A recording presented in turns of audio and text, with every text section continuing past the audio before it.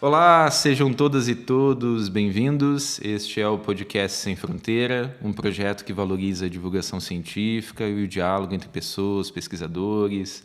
Enfim, é um espaço de divulgação de diferentes pesquisas e trabalhos que são desenvolvidos pela geografia e pelas ciências humanas. Eu me chamo Everton Kozenieski e hoje aqui tenho o prazer e tenho a honra de receber a professora doutora Fátima Vélez de Castro para uma conversa a respeito das migrações, literatura e o cinema. Fátima, antes de mais nada, gostaria de te agradecer por aceitar esse convite. É um formato acadêmico talvez um pouco diferente, um pouco novo, né? Conversarmos sobre as nossas pesquisas. E, bom, fico muito feliz, muito contente de te ter aqui.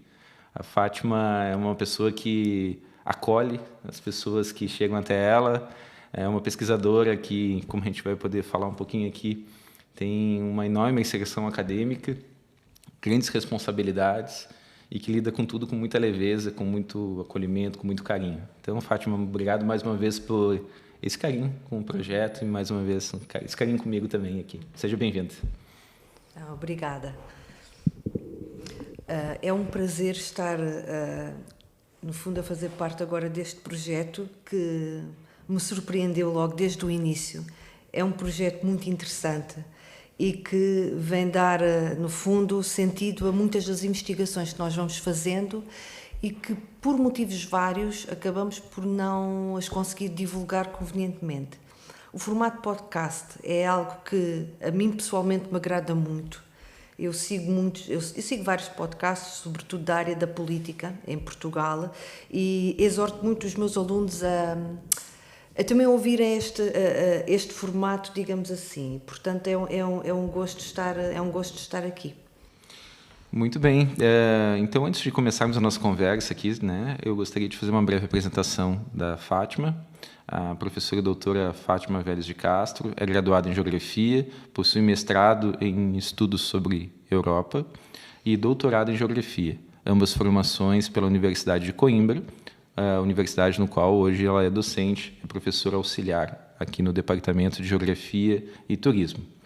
A professora Fátima também tem pós-doutorado em Literatura pela Universidade da Madeira, é membro integrada do 620, Centro de Estudos Interdisciplinares da Universidade de Coimbra, onde, junto com o professor João Luiz Fernandes, coordena o Grupo 2, que trata do tema dos europeísmos, atleticidade e mundialização.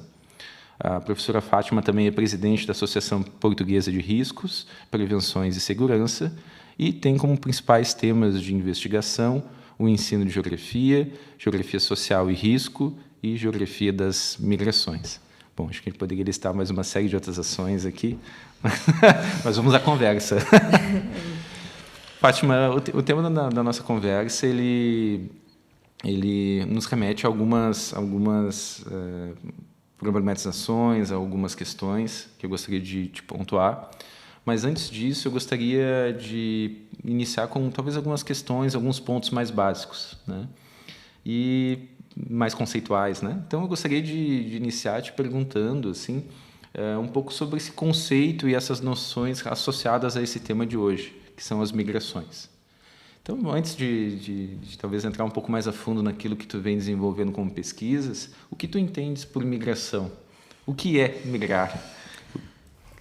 É uma pergunta complexa e grande, mas que está na ordem do dia e leva-nos a pensar quase naquilo que é o início e a atualidade, isto é, não querendo fugir ao conceito de migração, digamos que do ponto de vista epistemológico e teórico puro e duro, mas começar por dizer que a migração é algo que é intrínseco ao ser humano, isto é, migrar não é um fenómeno novo, é algo que faz parte da natureza da humanidade desde o seu princípio.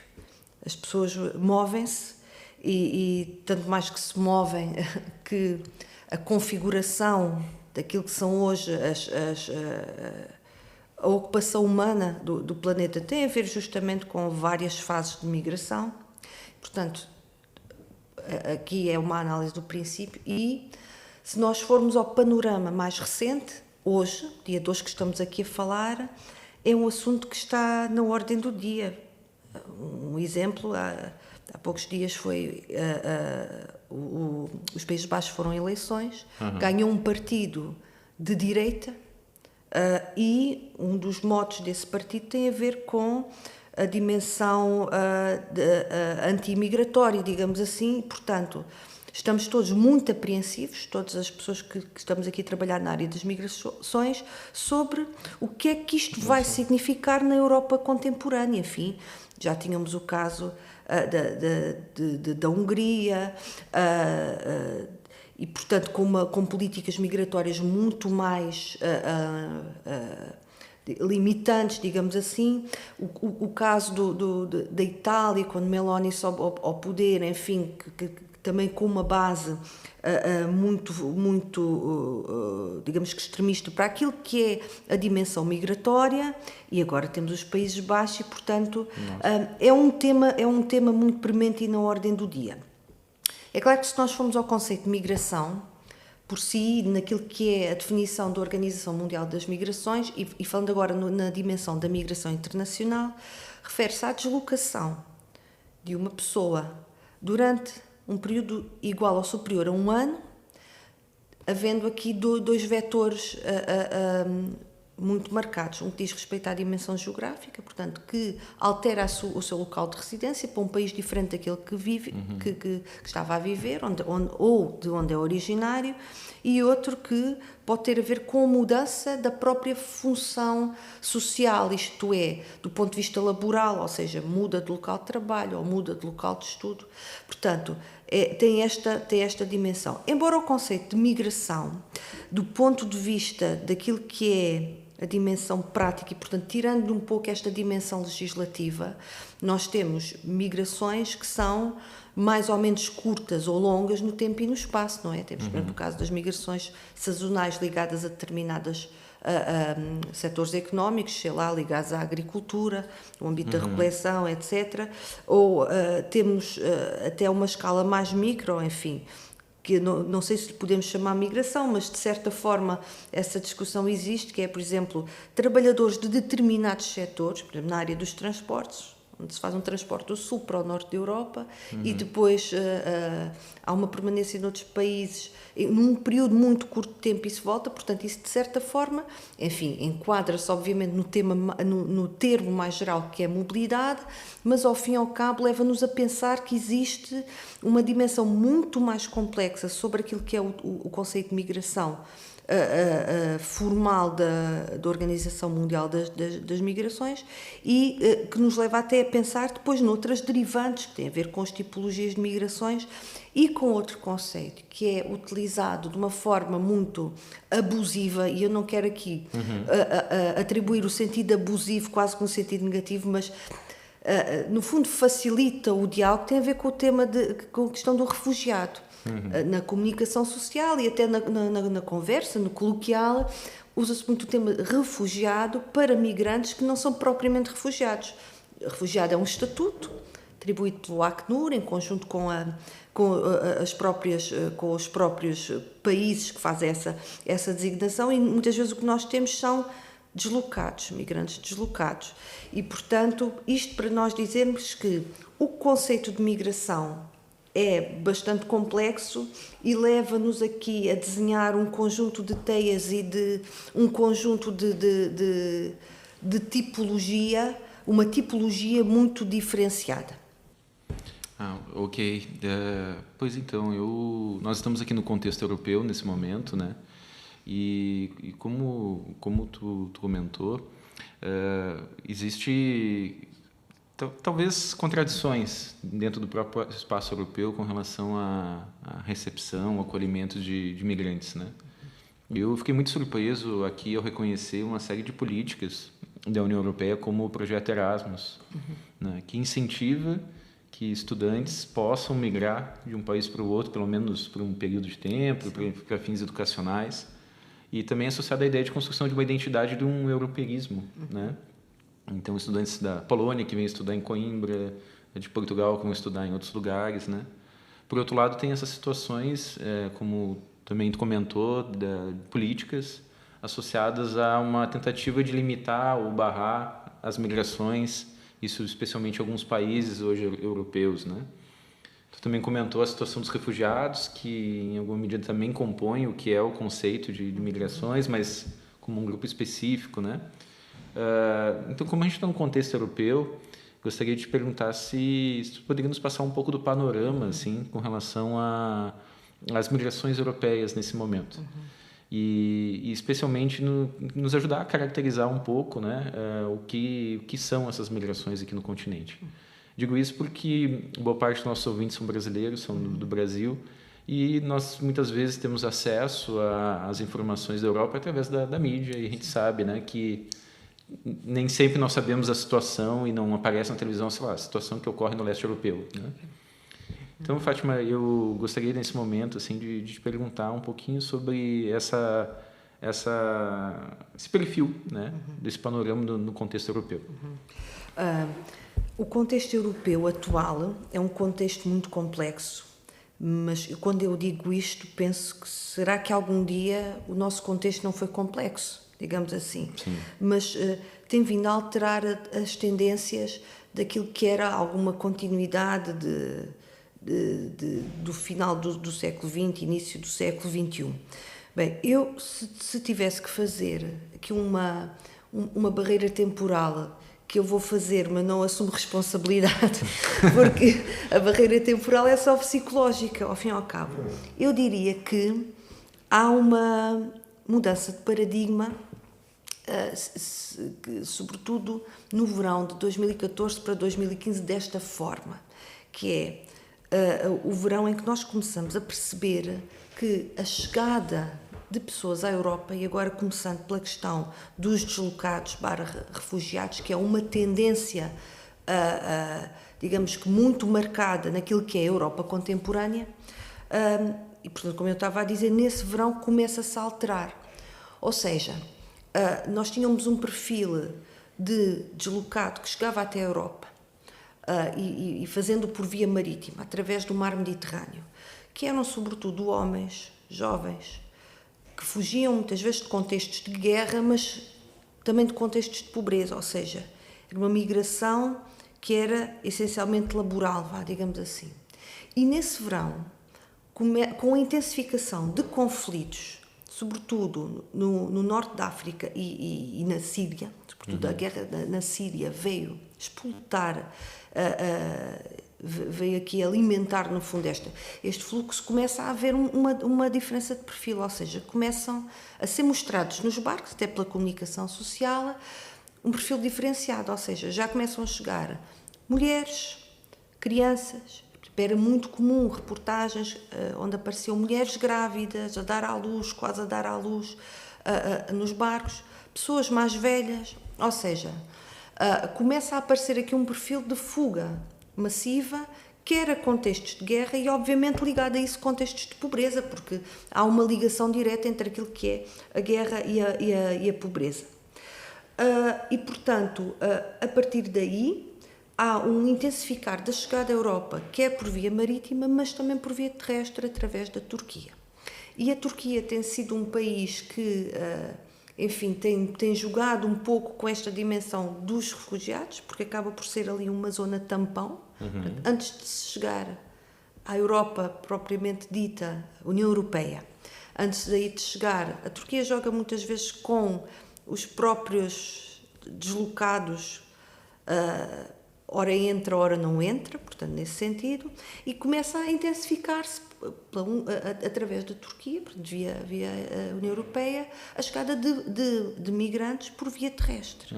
E, portanto, que foi algo inédito. Nessa altura, começa logo Orbán inicia logo é das primeiras vozes, digamos que relativamente a esse fenómeno, que se levanta dizendo, enfim, é necessário rever Schengen, Mas não foi só ele, antes disso já tinha falado de França, a própria Itália, com a chegada massiva de imigrantes a Lampedusa, por exemplo, e começam-se a erigir muros, digamos assim. E começa-se a repensar aquilo que é a própria chegada de deslocados à Europa. E, portanto, isso foi algo muito marcado, a questão da recolocação, a questão das cotas, etc, etc. E acabou por ser algo muito... cuja comunicação social deu muita visibilidade. E, portanto, neste momento, esta é uma das linhas que é transversal aos discursos políticos e que está na ordem do dia dos discursos políticos, quer da esquerda, quer da direita, mas que tem estado a ser aproveitado, sobretudo pela direita, para ganhar poder nos próprios governos. E nós estamos a ver que isso tem sido um argumento que tem levado a Europa, que está a levar a Europa a virar muito à direita. Depois, há outra segunda questão, que tem a ver com a migração laboral clássica, digamos assim. Muitas vezes, na migração laboral clássica, o que acontece é que há aqui um mecanismo informal, onde atuam as redes de migração ilegal, irregular, de indocumentados, digamos assim, redes criminosas, que acabam por fazer a ponte entre os países de origem mais pobres, com grande pressão demográfica, e que se aproveitam, digamos que, deste capital humano muito vulnerável para negociar, fazer negócio, ganhar dinheiro e trazer para a Europa. Se nós pensarmos naquilo que é o padrão demográfico da imigração em certos países, agora aqui o caso de Portugal, houve uma alteração drástica naquilo que era o perfil há 10 anos atrás e no que é o perfil agora. O Everton já fez trabalho de campo em Lisboa e conhece bem essa realidade, e aquilo que é a paisagem humana da Baixa de Lisboa, por exemplo, da zona da Moraria, da zona do Martim Muniz, da Avenida Almirante Reis, é bastante diferente no sentido em que há uma maior concentração de nacionalidades que eram residuais até há 15 anos atrás. Indianos, Bangladesh, Paquistão, etc. Assim como outra coisa que se está a passar, que é, e eu trabalho na área do ensino e percebo-me disso sobretudo através das escolas, que é cada vez uma maior presença de população imigrante em áreas rurais onde não existia praticamente população estrangeira. E então, se nós formos para o sul do país, para um concelho, enfim, que tem sido muito...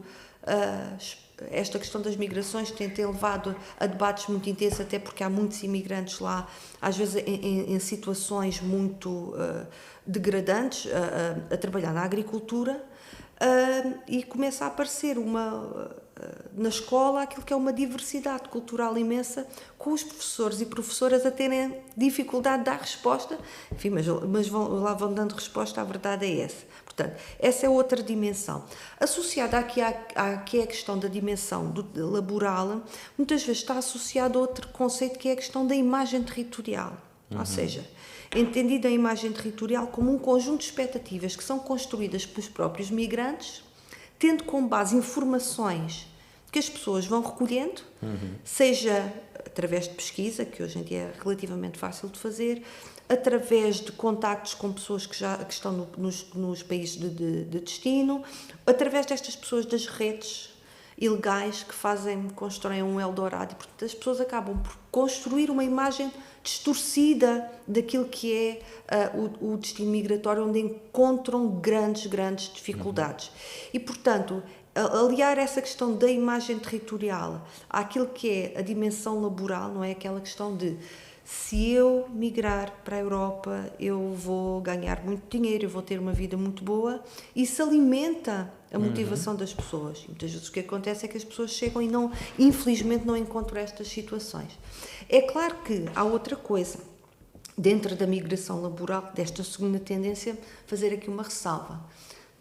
Eu às vezes faço um exercício com os meus alunos, que é, estamos a falar sobre a questão das migrações e peço-lhes: imaginem o nosso país, imaginem a Europa sem imigrantes. E já não estou aqui a discutir a questão da identidade, da origem, que isto era uma coisa mais complexa. Imaginem a Europa sem imigrantes. Havia setores da atividade económica pura e simplesmente paravam, porque não temos mão de obra. O caso português, hoje em dia, muito daquilo que é a atividade agrícola em Portugal está a ser alimentada por imigrantes que vêm de países asiáticos, Tailândia, por exemplo, ou a Índia, Paquistão, Bangladesh, etc. A restauração muito ligada à população brasileira. E, portanto, nós precisamos de imigrantes, isso não há a menor dúvida. Agora, há este dilema que é a dimensão humanitária do fenómeno e que se tem que ter muita atenção, porque quem migra deve ter direito a uma vida digna e condigna, e, portanto, é preciso que haja também condições para se receber os migrantes. Terceira indicação que deu e que é muito importante, que é a questão da mobilidade académica. E aí a União Europeia tem estado neste programa Erasmus, que surge na década de 80 e que tem vindo a crescer de uma forma muito, muito sólida, não é? Começa por ser circunscrita àquilo que é a dimensão universitária. Hoje já está fora da dimensão universitária, portanto já há escolas secundárias a realizar missões Erasmus. O Erasmus também já se expandiu àquilo que é o tempo de académico, isto é, já é possível fazer Erasmus já depois do curso estar concluído, por exemplo, fazer um estágio ao abrigo da mobilidade Erasmus logo a seguir à conclusão do curso. E também se expande em termos geográficos. Nós já temos o Erasmus Mundus, ou seja, já saímos das próprias fronteiras da Europa. O objetivo do programa Erasmus é um objetivo que vai muito mais além da dimensão académica. É uma dimensão prática, isso não há a menor dúvida, ou seja, o Erasmus, há aqui uma ligação mais ou menos direta àquilo que é o processo de Bolonha. O processo de Bolonha que veio tentar, entre aspas, haver aqui uma equidade entre cursos entre países, ou seja, as licenciaturas passam quase todas, em algumas áreas não, mas quase todas para 3 anos. E o objetivo é que alguém que possa fazer, por exemplo, a licenciatura na Universidade de Coimbra, possa fazer um semestre numa outra universidade europeia, com o qual haja acordo, e que lhe sejam dadas equivalências das disciplinas, como se estivesse feito em Portugal. Pronto. Esse objetivo académico existe, mas há um objetivo que vai muito mais além da dimensão académica, que é a questão cultural e que é a questão de conhecer a outra pessoa. Conhecer, porque muitas vezes o desconhecimento leva ao reforço de estereótipos, à criação de medos. Portanto, o objetivo Erasmus é também aproximar as pessoas, ver quais é que são as nossas continuidades, os nossos contrastes, e reforçar aquilo que é o sentimento da identidade europeia. Tanto mais que é um programa que tem vindo a ganhar cada vez mais adeptos e, no caso das universidades, existem divisões de relações internacionais com um foco muito específico naquilo que é o programa Erasmus. E, portanto, para resumir, estas 3 dimensões dos deslocados/refugiados, a questão das migrações laborais e a questão das migrações académicas. Eu até gostaria de te perguntar, Fátima, mas não sei se faz sentido essa pergunta, né? De quais são as principais razões e situações que fazem as pessoas migrarem, né? Porque eu acho que a tua fala ela deixa muito clara a ideia de que não existem motivações gerais, existem grupos nos quais as motivações ficam mais evidentes, né? Os deslocados têm uma relação, têm fundamentos que organizam e orientam essa migração, que é muito diferente dos estudantes, talvez internamente na Europa, que tem incentivo e política pública, né? Ao mesmo tempo, é muito diferente da situação, muitas vezes, de redes clandestinas e ilegais de imigração, como a situação laboral que tu nos apresentou aqui, né? Então, essa é uma pergunta, né? A gente pode falar de linhas gerais e fundamentos gerais, digamos assim, que orientam as migrações, ou cada grupo, cada contexto, ele acaba provocando razões, motivos, fundamentos para essa migração, né? E só para comentar antes, eu acho muito interessante essa ideia da imagem do território, né? Eu acho que sempre inclusive quando a gente migra, quando a gente vai fazer qualquer viagem, né? A gente sempre vai com uma imagem do lugar que nós vamos, um território que nós vamos visitar, né? E a experiência, ela é sempre transformadora, assim, no sentido de possibilitar a contradição, né, entre o imaginado, a imagem e a prática, né? Exato. É interessante pensar que migrações não é um estudo apenas de números, né? E vai Exatamente. muito além, né? É isso mesmo. No caso, se nós formos a ver o estado da arte, e se nós formos mais formais, digamos assim, há uma teoria de base que serviu àquilo que é hoje o quadro teórico das migrações, que explica, entre outras coisas, a motivação para as migrações, que é a teoria da atração-repulsão, ou push-pull, do Ernest Ravenstein, que no final do século XIX, através da observação de trabalhadores em Inglaterra, que se deslocavam, sobretudo de áreas rurais para áreas urbanas, chega a uma conclusão muito simples, aparentemente muito simples, que é: as pessoas deslocam-se do local A para o local B, porque no local A sentem fatores repulsivos e no local B sentem fatores atrativos. Eu brinco com os meus alunos que é: olha, isto é como costumamos dizer, quem está mal muda-se. É o princípio da teoria de Ravenstein, quem está mal muda-se. É claro que isto é aparentemente muito básico, mas na sua essência leva-nos a pensar o que é que são fatores repulsivos, como é que a própria percepção geográfica entra naquilo que é a dimensão repulsiva e na dimensão atrativa. Porquê? E depois, mais tarde, li, nos anos 60, vem trazer esse assunto à discussão, que é, por essa lógica, irracionalmente, todas as pessoas num local A que tivesse fatores repulsivos, então todas migravam. Mas não, nem todas migram. E aí entrou aí a dimensão dos fatores pessoais, que é, por exemplo, a questão da fase da vida em que a pessoa está, até da dimensão topofílica, a ligação ao território, de compromissos familiares, desejos e aspirações no ciclo de vida, ou outras questões relacionadas com custos, com políticas migratórias, etc, etc. Me parece que, inclusive, uma predisposição a mudar, porque mudar significa uma transformação pessoal muito significativa, né? Exatamente. Quantas pessoas nós conhecemos que estão em situações complicadas, sei lá, relacionamentos complicados, digamos assim, mudando o assunto, né? E de que tem dificuldade de sair do relacionamento, por exemplo, né? Tem a ver também então, com isso. Migrações, talvez a gente pudesse extrapolar desse exemplo pessoal, talvez. Exato, mas é mesmo isso, ou seja, podem ter dificuldade. Por exemplo, o Lee fala justamente na questão das capacidades, na capacidade de mobilidade das pessoas, do capital de mobilidade das pessoas, lá está, na predisposição do género da cultura migratória, que há locais geográficos onde há cultura migratória, ou seja, migrar faz parte do projeto individual e da própria comunidade. E, portanto, há essa dimensão. Bem, as motivações das migrações começam por ser entendidas do ponto de vista económico.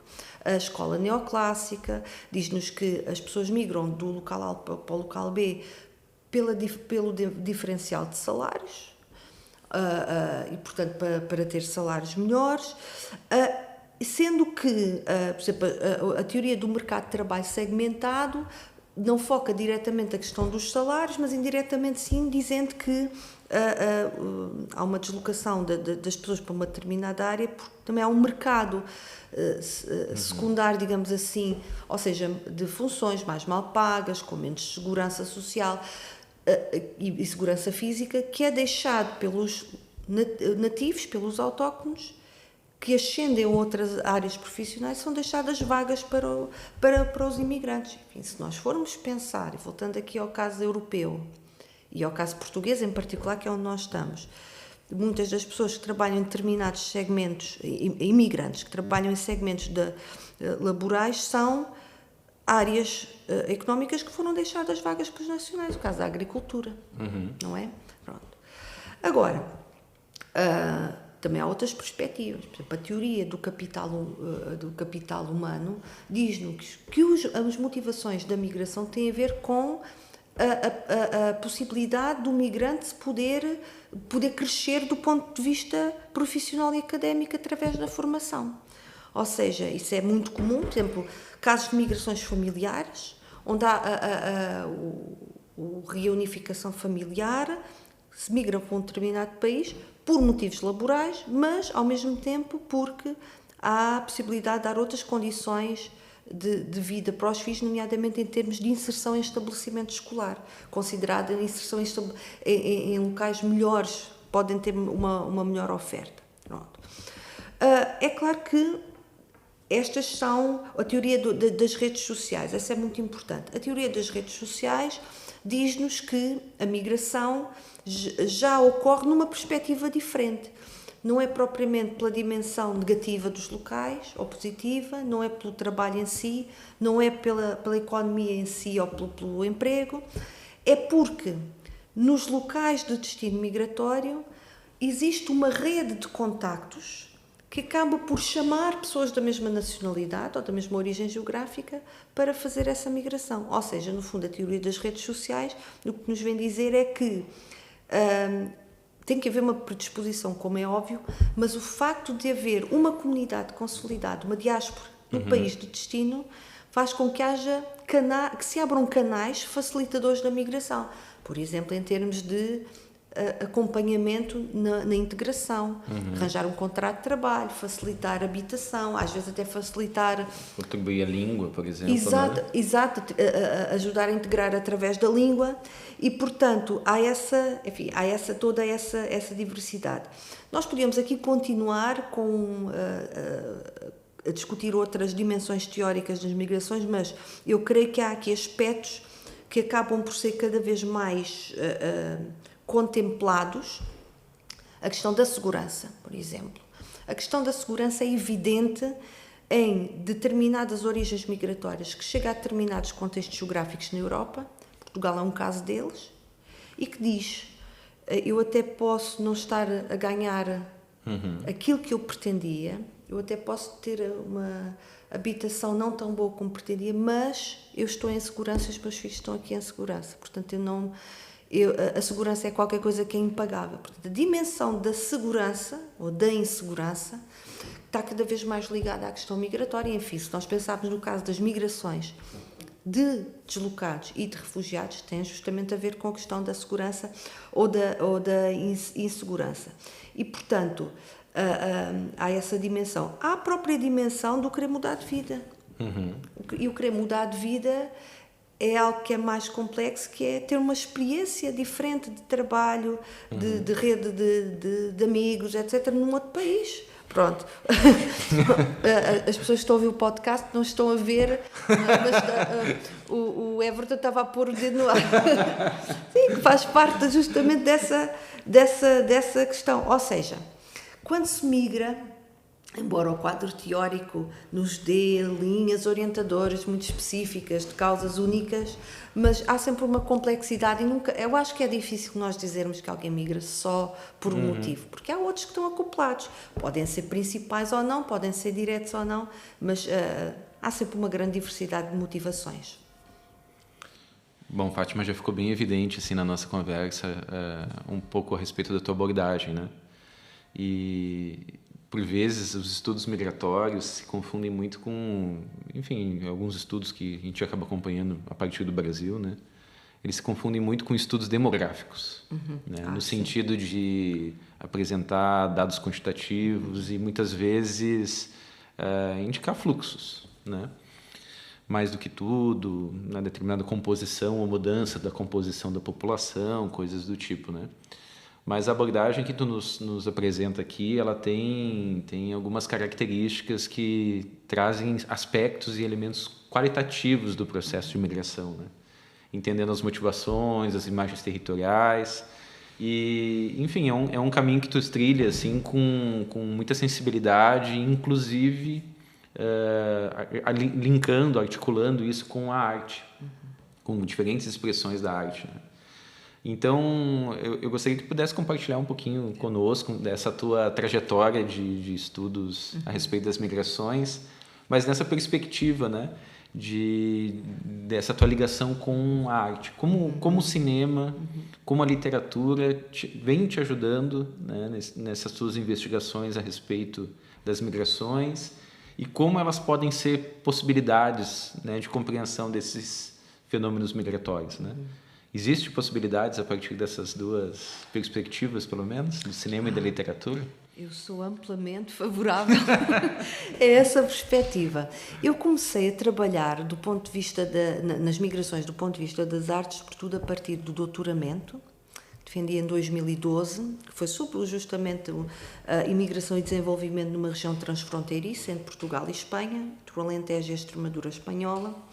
E pronto, foi um estudo eminentemente quantitativo, clássico, mas, enfim, o cinema e a literatura sempre estiveram presentes, mesmo antes disso, na visão que eu tinha da geografia, de como ajudava a compreender aquilo que eram determinadas realidades geográficas, mas surgiu, sobretudo, numa necessidade que eu comecei a entender que seria bom até do ponto de vista pedagógico-didático. Ou seja, um exemplo que eu vou dar, há uma disciplina que leciono no primeiro ciclo aos estudos europeus, que é aberta a toda a faculdade, intitulada Migrações e Multiculturalidade na Europa. E é claro que eu tinha esta perspectiva teórica, tinha a perspectiva estatística, dos relatórios, etc., mas faltava-me humanizar. Ou seja, os migrantes não tinham rosto e não tinham história. E acho que é importante, e a arte serve para isso mesmo, enfim, isto quase podemos trazer aqui para o discurso a obra do Núncio Ordina, como é que é? A utilidade das coisas inúteis.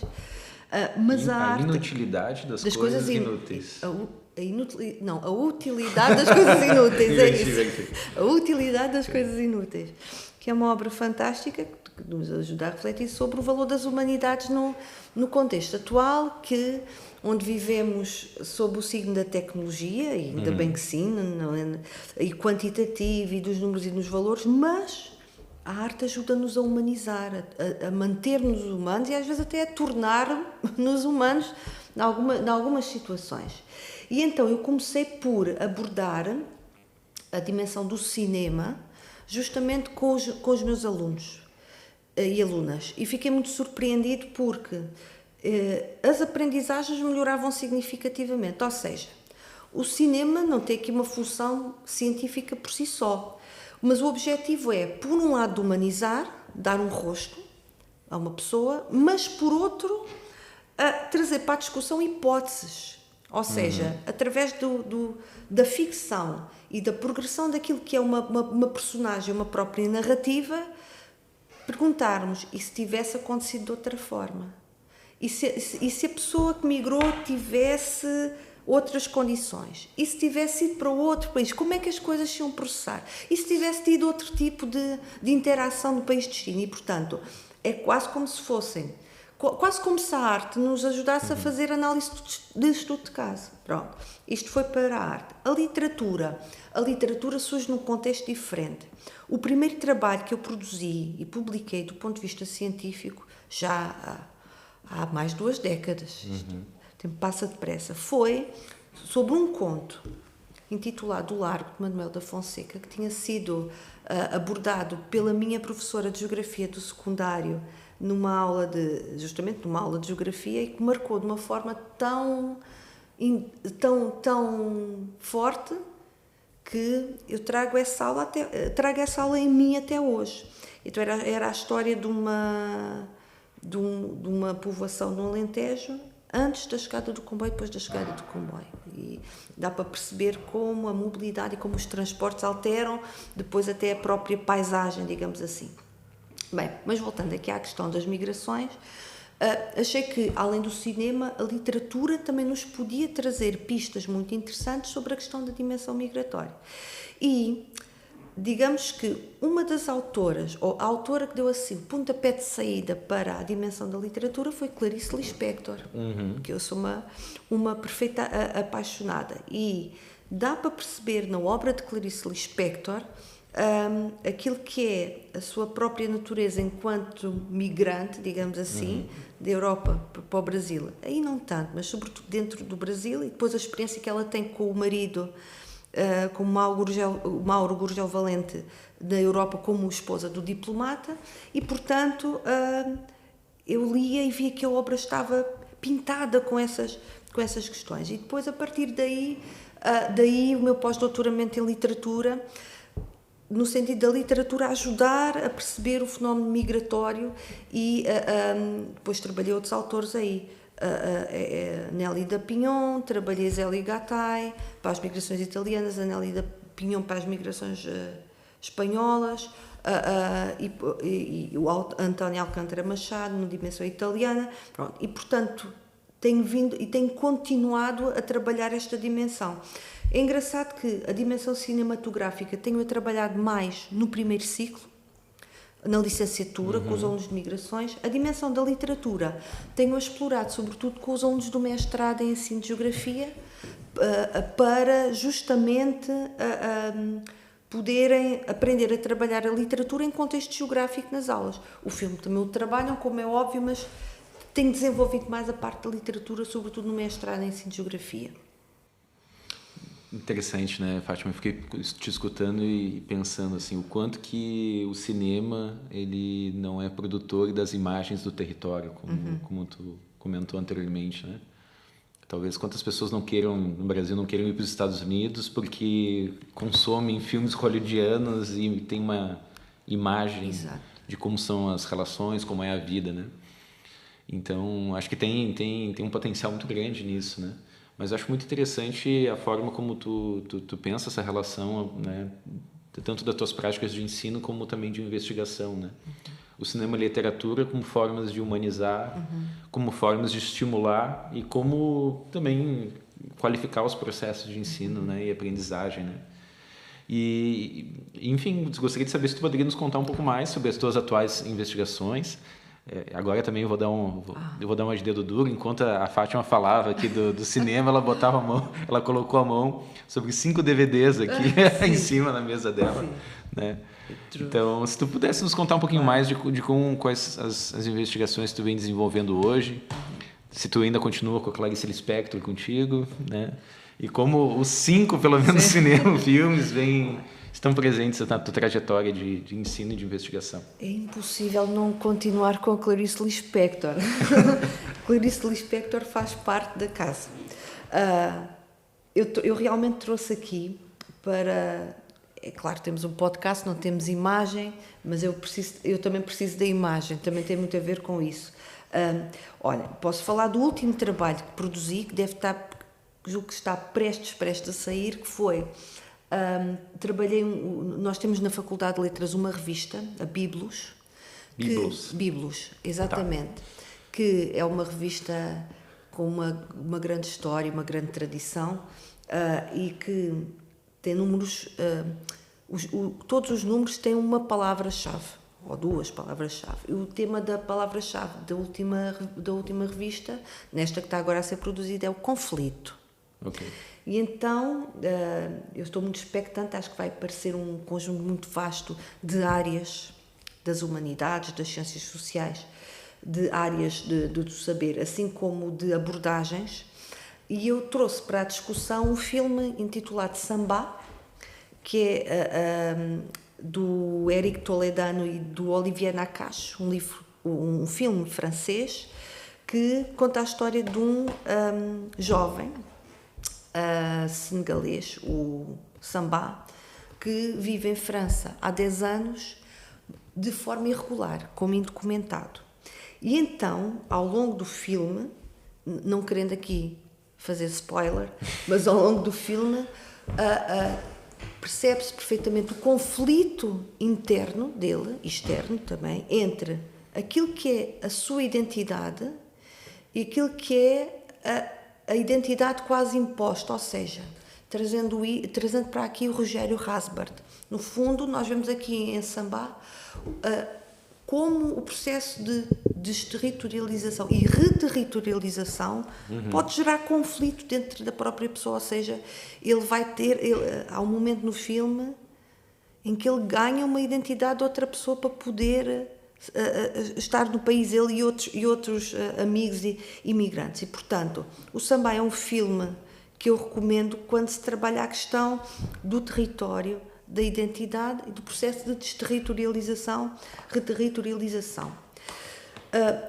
Ainda no campo dos filmes, Quando falo no tema dos deslocados, refugiados, eu costumo sempre guardar pelo menos 2 aulas para a projeção e discussão de 2 filmes que me parecem muito interessantes porque são muito impactantes os filmes. Um é o Visitante, um filme norte-americano. Eu estava aqui a ver se conseguia ver o realizador, mas enfim, já chegamos lá. Mas o Visitante é um filme da realidade norte-americana, do Walter, um professor universitário norte-americano, e enfim, nós neste filme olhamos os dois com um duplo olhar para as migrações e para a figura que representou o Walter, um professor universitário insípido, sem grandes aspirações, já numa fase da carreira sem grande motivação, desiludido da vida, etc. Quando ele se encontra com um jovem, Tarek, sírio, que está nos Estados Unidos a viver com a namorada, também ela senegalesa, a mãe também está nos Estados Unidos, e que está em situação irregular, à espera que lhe seja dado asilo, neste caso asilo político, e de como... e depois é engraçado vermos a transformação do Walter com a presença deste rapaz, que é alegre, jovial, positivo, um elemento muito válido da sociedade. E, enfim, não vou dizer aqui o fim do filme, mas é interessante perceber que muitas vezes... Sem spoiler, tá? Sem spoiler, eu vou tentar não estragar aqui o fim. Mas aqui dá-nos a dimensão muitas vezes desta massa humana que são os deslocados, os migrantes, que não têm rosto, que às vezes até são entendidos no sentido de ameaça, não é? Uma turba, uma ameaça. E aqui aparece um deles, uma dessa turba, alguém dessa ameaça, que tem um nome, que tem uma cara, que tem uma profissão, que tem uma personalidade, e como ele faz bem ao Walter. Pronto. E depois o desfecho é algo que nos leva a pensar sobre a questão da justiça social ou da injustiça social. Bem, isto para a realidade é um filme duro. Às vezes os alunos queixam-se e dizem: professor, estes filmes são tão duros. Eu digo: sim, são duros, são personagens, mas a função da arte também é levar-nos a pensar. Depois temos aqui o Welcome, de Philippe Lioré, que é o filme francês, que trata a história de um jovem iraquiano, Bilal, que faz o percurso desde o seu país de origem até Calais, em França, a pé, de autocarro, portanto vai intercalando, mas faz grande parte do percurso a pé, e tem como objetivo passar o Canal da Mancha a nado para ir ter com uma namorada ao Reino Unido. Muito fácil nadar da França até o Reino Unido, né? Mas há um problema, ele não sabe nadar. Portanto, inscreve-se numa piscina em Calais e conhece aqui um professor de natação que lhe vai ajudar, digamos que nesse intento. E, portanto, aqui é a realidade europeia em Calais, que também é um ponto crítico na Europa de pressão, digamos que de migrantes que têm ali uma barreira física que não os deixa ir para o Reino Unido, e mostra um pouco da realidade de Calais, da relação entre estes migrantes e as pessoas que lá vivem. Pronto, e acho que são 2 filmes que eu costumo mostrar. Um numa realidade europeia, outro numa realidade americana, as que os alunos ganham muito até para perceber motivações, por exemplo, a questão das motivações. Depois mostro outro filme que eu adoro, que é o Brooklyn, e adoro do ponto de vista pessoal, porque eu não consigo dizer o nome da atriz. Saoirse Ronan, ela é irlandesa, eu disse o nome errado, de certeza absoluta, mas chama-se Brooklyn. Não vou arriscar. Não, é melhor não. É o Brooklyn, trata a história de uma jovem irlandesa na década de 50 que, por digamos que quase com um desígnio familiar, a irmã motiva muito, migra sozinha, faz uma migração individual da Irlanda para os Estados Unidos. E aqui é interessante porque este filme dava um semestre de migrações, está lá tudo. desde o local de origem, os fatores repulsivos, os fatores atrativos no local de chegada, a teoria das redes sociais, a escola neoclássica, a teoria do capital humano, está lá tudo. Ou seja, ela faz esta deslocação, vê-se a viagem, vê-se as motivações, vê-se a integração, vê-se a desterritorialização, vê-se a reterritorialização. Pois há aqui este filme é um filme que até um certo momento é linear. Depois há ali um momento, ela tem que voltar à Irlanda, porque a irmã vai falecer de forma mais ou menos súbita, e ela volta à Irlanda e pergunta-se como é que era a minha vida se eu ficasse aqui, ou se eu tivesse ficado aqui, ou se eu decidi ficar aqui.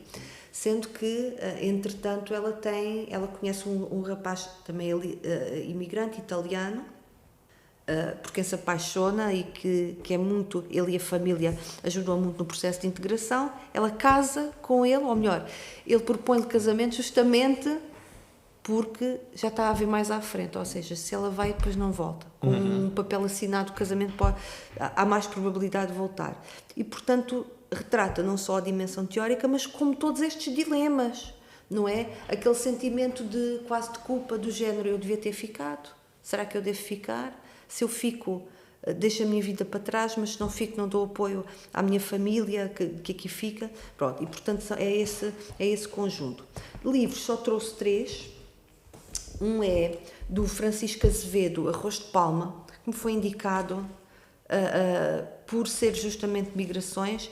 É, no fundo, um livro um pouco, julgo eu, autobiográfico, que conta a história de uma família portuguesa que vai para o Brasil e depois aquilo que é a redescoberta das raízes portuguesas da segunda geração, da terceira geração. É um livro muito, muito fácil de ler e é um livro muito, muito bonito.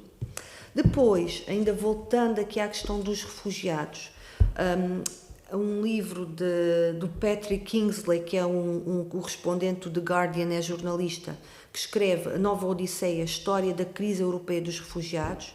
Ele segue a história de um refugiado, eu julgo que é sírio, desde que sai até que chega à Suécia. Como observador, eu aqui nem sei se lhe chamar participante ou não participante. Ou seja, ele não intervém, ele só observa e vai observando em determinados pontos. Ok, ele vai encontrando. Sim, e portanto há aqui, exato, há aqui uma parte que para mim é mais impactante, onde o Patrick Kingsley descreve a viagem feita por esse indivíduo. Portanto, ele atravessa de forma irregular através do Mediterrâneo e conta o que é que ele viveu no barco. O medo, os gritos, as pessoas que vão borda fora, as pessoas que enjoaram e vomitaram. É assim uma coisa muito, muito gráfica. E lá está, este aqui é um relato jornalístico, não é propriamente ficcional, literário nesse sentido, mas que nos ajuda a perceber o trajeto e todas as dificuldades do trajeto e depois como consegue, no local de destino, fazer a sua integração. E depois trago aqui um clássico da literatura portuguesa, do Ferreira de Castro, que é muito conhecido sobretudo pela selva, mas Ferreira de Castro tem um livro chamado Imigrantes, que conta a história de Manuel da Bolsa, portanto, segunda metade do século XIX, que, por essa dimensão da imagem territorial, imagina um Brasil como um Eldorado, um sítio para onde se vai, onde se faz fortuna rapidamente. Então, deixa a mulher e a filha em Portugal, hipoteca terras que tem, vai para o Brasil, a migração não corre bem. Aliás, corre mal. E, portanto, é ele lidar com esta frustração da expectativa, a vergonha de voltar. Ele volta, mas fica a observar a mulher e a filha à distância porque tem vergonha de assumir que a migração não correu bem e, portanto, há aqui um conjunto de dimensões do fenómeno migratório que é interessante.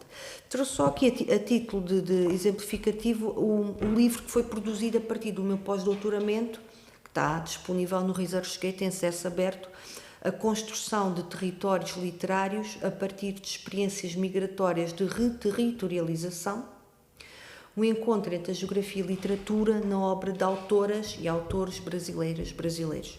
Pronto, onde está aqui, nomeadamente, a análise das obras que eu fui, que me serviram de base para o estudo desta ligação entre a literatura e as migrações. um conjunto de referências e possibilidades. Certamente quem está nos ouvindo está curioso para assistir esses filmes, então ler os livros com certeza. E bom, certamente também está disponível, muitos deles online também, né, Fátima? Então, talvez o nome do filme pode mudar, talvez na tradução para o Brasil, exato. mas não é difícil de encontrar, sem dúvida nenhuma. Fácil. Né? E bom, Fátima, tu tens mais algumas referências, talvez alguma outra recomendação?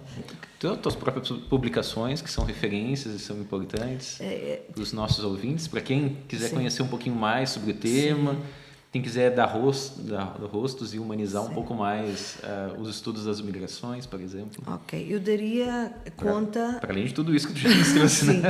Não, eu tenho as publicações, salvo uma ou duas exceções, que é em acesso fechado e, portanto, mas que aconteceram porque tiveram mesmo que ser assim.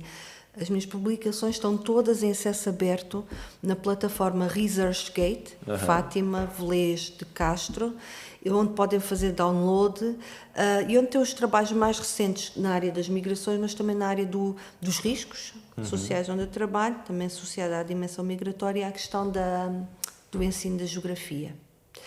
Se me permite, eu queria agradecer, estou-me aqui a adiantar, mas queria agradecer o convite e dizer que tem sido um prazer enorme trabalhar com o professor Everton, que enfim, é uma pessoa encantadora, isto dito por mim e dito pelos colegas do departamento, e que tem trazido aqui discussões muito interessantes até para nós repensarmos aquilo que andamos a fazer na geografia em Portugal, não é? Fátima, ficou até tímido e sem palavras aqui agora com as tuas colocações, assim. Mas não vou deixar de escapar, não acabou ainda. Calma aí, tem mais uma pergunta que eu te fazer ainda. E a pergunta tem a ver um pouco com aquilo que a gente tem aproveitado assim, nesse momento, quando nós conversamos com colegas de outros países, né, que não são necessariamente internos à geografia brasileira, digamos assim, né? Gostaria de saber de ti qual é a imagem do território, não, mas a imagem da geografia brasileira que tu tens. Quais são aspectos, talvez, positivos, negativos, aquilo que te chama a atenção, daquilo que é a geografia do Brasil, que é feita lá e que, em alguma medida, chega até aqui. Isso nos ajuda muito também para nos pensar, assim, de alguma forma, né? Eu acho que a geografia no Brasil é um mundo. Comparado com a escala portuguesa, o Brasil em tudo é um mundo, obviamente que sim. Mas, imaginem, na área do ensino, e agora indo mais para outra dimensão, quer dizer, há um conjunto de estudos que vêm sendo feitos que nós aqui ainda estamos em começo, ou até não existem. Portanto, nesse sentido é bom. Eu diria que o caso do Brasil tem diferenças, ainda no outro dia nós falávamos justamente, que eu acho que são bastante positivas. Uma delas tem a ver com a profundidade dos debates teóricos. Eu acho que a geografia brasileira tem essa dimensão muito daquilo que é reflexiva sobre os grandes quadros teóricos. E isso é bom, isto é, claro que nós também temos a dimensão prática e é importante a teórica e a prática, mas eu acho que com a geografia portuguesa acabamos por nos complementar muito. A geografia portuguesa é um pouco diferente nesse sentido. Depois há outra questão que são as preocupações sociais. Eu acho que a geografia no Brasil é fortemente atravessada pelas preocupações sociais. Não é que a geografia, eu acho que a geografia, a própria natureza da geografia, e eu que trabalho em geografia social, a origem são justamente grandes dilemas sociais que surgem a partir da Segunda Guerra Mundial, mas eu acho que no Brasil ainda é mais evidente. Eu estou na coordenação de um livro que vai sair em breve sobre o tema dos contributos para contributos da geografia e como é que nós podemos pensar e melhorar aquilo que é a qualidade de vida das populações vulneráveis, ou contributo dos riscos para as populações vulneráveis. E chamamos vários autores. E os autores que vêm, sobretudo do Brasil, América Latina, Brasil, têm preocupações que são muito específicas, por exemplo, a questão dos sem-terra, a questão dos catadores e catadoras de lixo, Portanto, estão muito entrosados na dimensão social. Sei lá, eu estou a pensar, o caso português, olha, um caso que está agora na ordem do dia, os sem-abrigo.